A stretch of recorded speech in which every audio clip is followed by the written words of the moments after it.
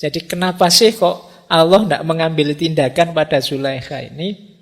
Karena Allah sayang, cinta sama Nabi Yusuf, sementara dalam hatinya Zulaikha ada Nabi Yusuf. Tidak mungkin aku menghancurkan dia. Karena dalam hatinya ada dirimu, sementara aku sangat mencintainya.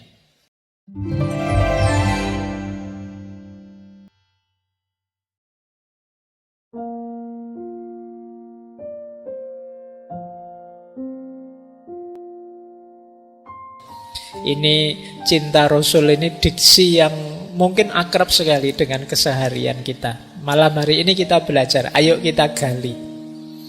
Kalau bahasa filsafat, ontologi dan epistemologinya. Apa dan mengapanya kok kita itu harus mencintai Rasulullah Shallallahu Alaihi Wasallam. Jadi kalau minggu-minggu sebelumnya itu basis teoritisnya saja. Kalau di filsafat, malam hari ini kita masuk ke ranah aksiologisnya. Dari betapa mulianya Rasulullah, betapa filosofisnya hadirnya Nabi, betapa dalamnya Nur Muhammad minggu lalu. Malam hari ini kita wujudkan itu semua secara konkret dalam diri kita dengan cara mencintai Rasulullah. Bismillah ya, kita mulai. Yang pertama, kita lacak dasar-dasarnya dulu. Ini mirip di pertemuan pertama kita ya. Kemarin kita sebut bahwa hadirnya Rasulullah adalah bagian dari cintanya Allah kepada manusia. Jadi ini dasar yang pertama. Jadi hadirnya Rasul, hadirnya Nabi itu bagian dari cintanya Allah kepada kita. Ini saya ambil dari salah satu sumber bentuk-bentuk cintanya Allah pada kita, khususnya manusia akhir zaman ini. Antara lain itu, selain Nabi dan Rasul yang saya warnai berbeda itu, yang pertama jelas tentu saja kita dianugerahi oleh Allah keberadaan dan kehidupan. Kita ada, eksis sekarang saat ini sebagai manusia dengan kemampuan berpikir yang tinggi, melebihi makhluk Allah lainnya. Itu menunjukkan cintanya Allah pada kita. Jadi kalau ada yang tanya, apa sih Pak buktinya cintanya Allah pada kita? Itu ya sederhananya, lah kamu ada itu. Anugerah paling besar dari Allah. Itu pun ada yang kedua. Apa? Kita tidak sekedar dibuat ada, tapi diistimewakan oleh Allah. Kalau bahasanya Al-Quran, walaqad karramna bani Adam. Kita ini kan anak cucunya Nabi Adam yang dimuliakan oleh Allah. Allah sendiri yang bilang, sungguh telah kami muliakan Bani Adam. Banyak fasilitas-fasilitas kemuliaan yang diberikan oleh Allah pada kita. Kita itu makhluk yang diberi kebebasan untuk milih. Kita itu makhluk yang diberi segala macam potensi dalam diri kita. Kita itu makhluk yang mikrokosmos. Unsur-unsur semesta ada dalam diri kita. Kita juga makhluk yang punya dimensi ilahiyah. Nah, ini istimewa kita. Tidak ada makhluk seistimewa manusia. Makanya iblis iri sama kita. Nah, ini yang kedua. Yang ketiga, tidak hanya itu, Allah itu menyediakan segala macam fasilitas untuk kita bisa hidup di muka bumi ini. Dan segalanya pas, sesuai, cocok, sebelum kita sendiri yang ngerusak. Suhu udara, iklim, tekanan udara, jaraknya matahari dari bumi, dan lain sebagainya itu pas. Kok kita dulu diturunkan di planet apa? Pluto yang paling kecil, mungkin kita sudah tawuran desekan karena planetnya kecil. Atau di planet yang paling dekat dengan matahari, mungkin kita sudah gosong semua. Pas kita itu ada di bumi, planet yang indah, hijau, untuk kita hidupi. Oh, itu tidak mungkin kebetulan. Kemudian itu pun Allah ingin kita itu bahagia, lurus jalannya dan kembali lagi pada Allah sesuai yang diinginkannya. Maka Allah menurunkan kitab suci. Padahal kita sudah diberi akal, tapi betapa sayangnya Allah pada kita, diturunkanlah kitab suci. Itu pun Allah masih, jangan-jangan nanti kitab suci tidak dibaca, tidak dipedomani. Kayak mahasiswa itu loh, sudah ditulis referensinya ini, masih tidak dibaca. Kadang-kadang dosennya memfotokopikan ini, ya tolong difotokopi dibagikan, itu pun tidak dibaca. Nah, mungkin Allah ngerti, wah menungso tidak jauh-jauh dari mahasiswa ini mesti. Sudah ada Al-Quran, sudah ada kitab suci, yo membacanya males, apalagi memedominya. Sudahlah, langsung dikasih penuntun. Namanya Nabi atau Rasul. Oh, ini betapa sayangnya Allah sama kita. Nah, ada lagi beberapa yang lain. Ini kalau dijelaskan satu-satu panjang. Ada juga rezeki, itu pasti ya. Kemudian luasnya ampunan. Iblis salah langsung dihukum. Tapi kita yang akhir zaman ini dibuka lebar-lebar terus-menerus ampunannya Allah. Masih ada kesempatan loh, ayo tobat. Kita ini bolak-balik bilang ini akhir zaman loh, ini akhir zaman loh, tapi tidak pernah tergerak hati kita. Loh, kalau akhir zaman mbok cepet-cepet tobat, minta ampun sama Allah. Kita kan rame akhir zaman itu kan cuma pingin rame di medsos saja, atau pingin bikin konten apa ini. Inilah ciri-ciri zaman sudah akhir mungkin ngono. Tapi terus apa yang harus kita lakukan kalau memang ini zaman sudah akhir? Jangan lupa, selama bel belum berbunyi, ampunannya Allah masih terbuka. Nah, ini istimewa kita. Allah tidak menyegerakan siksanya. Makanya Allah menunda hukuman. Siapa tahu nanti tobat, siapa tahu nanti insaf, siapa tahu nanti minta ampun, maka tidak langsung dihukum. Beberapa umat terdahulu ada yang oleh Allah langsung diingatkan dengan cara dihukum, tapi di kita tidak. Kita diistimewakan hari ini antara lain dengan Allah menunda hukuman. Kemudian melipat gandakan pahala. Oh, ini Allah kan ya sangat sayang dengan kita, maka kadang amal kecil saja pahalanya bisa luar biasa. Jadi ini untuk menarik kita agar suka dengan jalan kebenaran, jalan kebaikan. Maka oleh Allah dipromosikan kebenaran dan kebaikan itu dengan pahala yang berlipat ganda. Padahal itu sebenarnya yang butuh itu kita. Untuk melatih jiwa berbagi dengan sesama, Allah menjanjikan barang siapa bersedekah membantu saudaranya, pahalanya 700 kali lipat misalnya. Ini kan untuk menarik kita ke sana. Sebenarnya hidup dengan kesadaran berbagi itu kebutuhan kita. Bayangkan kalau manusia itu egois, tidak ada yang mau saling membantu, tidak ada yang mau meringankan tangannya, saling menolong sesamanya.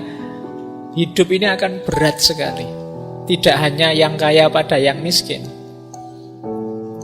Kalau orang miskin juga tidak mau bantu yang kaya, tidak ada yang mau disuruh kerja motong rumput, tidak ada yang mau disuruh jadi juru masak, tidak ada. Ya pontang-panting juga yang kaya. Kesadaran saling berbagi, saling membantu, saling menolong, itu kan kebutuhan kemanusiaan. Allah tahu kita sangat memerlukan itu, maka kita diberi tawaran, kita dipromosikan, yuk melakukan itu, ada berlipat-lipat pahala untuk itu. Itu sebenarnya untuk kita tertarik ke sana. Itu kayak kalian punya adik atau punya anak kecil yang disuruh belajar, terus kalau kamu rajin belajar nanti ranking 1, tak beliin HP baru misalnya. Nah, itu kan tertarik kan adikmu untuk belajar serius biar dapat HP baru, padahal targetmu kan tidak ke situ. Tidak apa-apalah kamu mikir HP baru, yang penting kamu belajar beneran dan nanti pinter. Tidak apa-apalah kamu mikir pahala yang berlipat-lipat, insya Allah nanti dikasih kau memang sama Allah. Tapi yang lebih penting lagi, jiwamu terbentuk jadi orang baik. Itu bukti sayangnya Allah. Kemudian mengabulkan permohonan. Jadi Allah sendiri yang bilang, mintalah, aku kabulkan. Saya tidak tahu teman-teman di sini masih aktif berdoa atau tidak. Atau doanya formalitas. Sudah terlanjur apal ya, doa itu aja sejak dulu ya itu saja. Padahal kamu juga tidak tahu maksudnya apa. Apalannya ya kui. Mintalah, Allah akan memberi. Nah, ya dengan syarat dan ketentuan tertentu ya. Syarat dan ketentuan berlaku. Karena mungkin nanti teman-teman bisa kembali ke sesi dulu kita pernah membahas tentang filosofi doa. Kemudian ya kita diberi ujian, kita diberi peringatan. Jadi Allah itu sering menegur kita. Kita saja yang tidak sadar. Peringatan dan teguran Allah itu bentuknya tidak selalu sakit ataupun tidak selalu hal-hal yang kita tidak suka. Kadang-kadang sesuatu yang enak, sesuatu yang nyaman, itu juga sebenarnya ujian untuk kita. Jadi mari kita sadari betapa cintanya Allah pada kita, antara lain dengan menurunkan Rasul. Jadi ini frame pertama ya, kita pahami hadirnya Rasulullah yang harus kita cintai itu sebagai bagian dari cintanya Allah pada manusia. Lanjut. Nah, kalau cintanya manusia pada Rasulullah itu hakikatnya juga bagian dari cintanya manusia pada Allah. Kadang ada orang tanya, Pak, saya itu cintanya Allah sajalah, tidak pakai yang lain. Lah Rasulullah tidak, wong ya Allah saja, tidak begitu cara berpikirnya. Jadi cinta kita pada Rasulullah itu bagian dari cinta kita kepada Allah. Jadi lingkaran besarnya adalah cinta pada Allah. Yang bagian dari kecintaan kita pada Allah itu cinta kita pada Rasulullah. Nah, itu kategori-kategori cinta. Kalau teman-teman membaca kitab-kitabnya Imam Ghazali, ada istilah mahabbatullah, ada istilah mahabbatu ma yuhibbuhullah, ada istilah mahabbah fillah, dan ada istilah mahabbah lillah. Nah, ini mari kita pelajari pelan-pelan biar tidak keliru.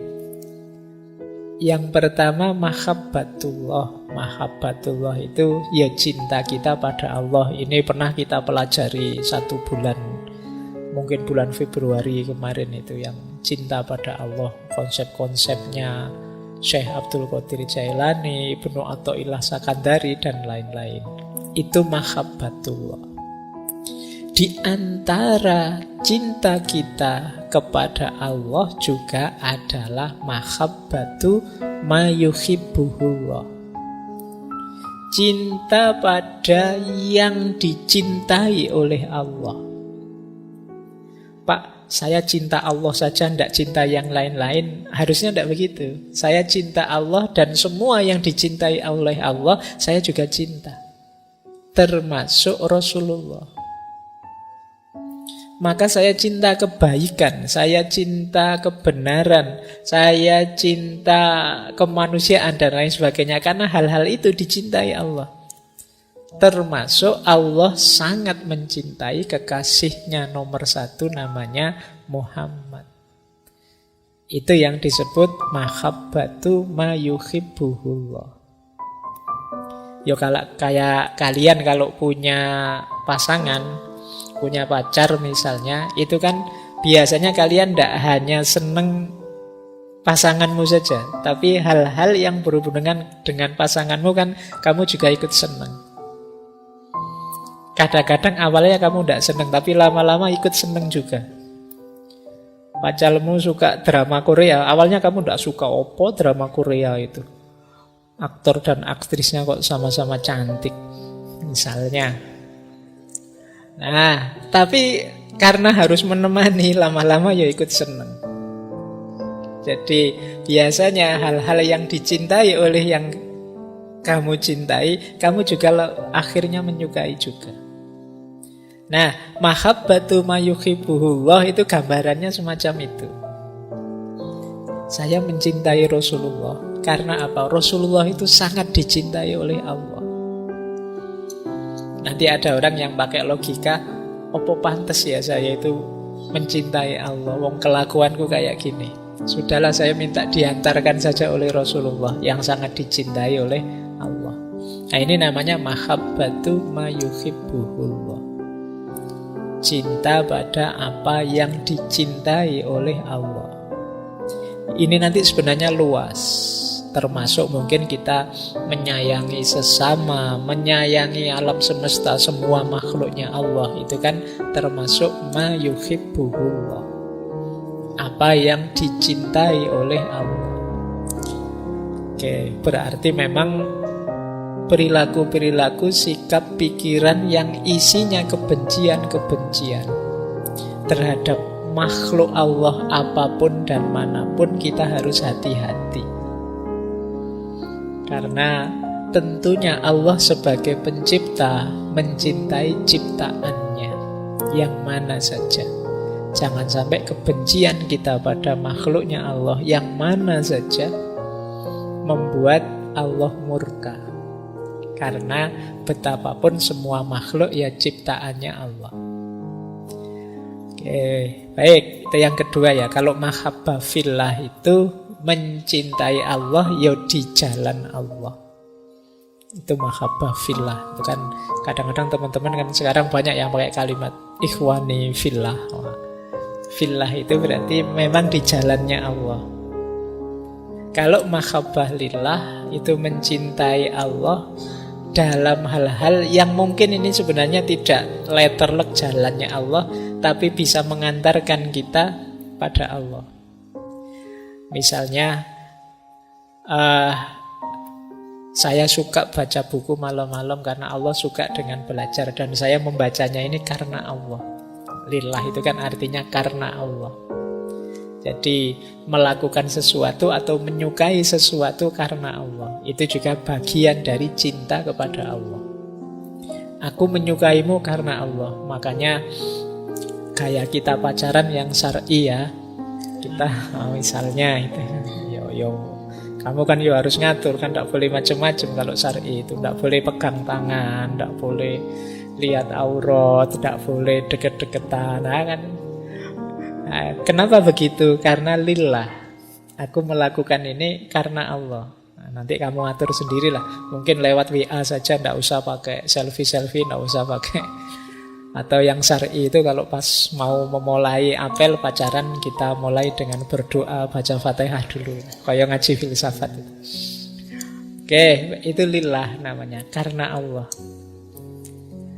Baik, ini sudah dijelaskan dulu waktu kita membahas tema mahabbatullah. Jadi cinta Rasul itu mahabbatu ma yuhibbuhullah, dan juga bagian dari hubbullah, cintanya Allah pada manusia.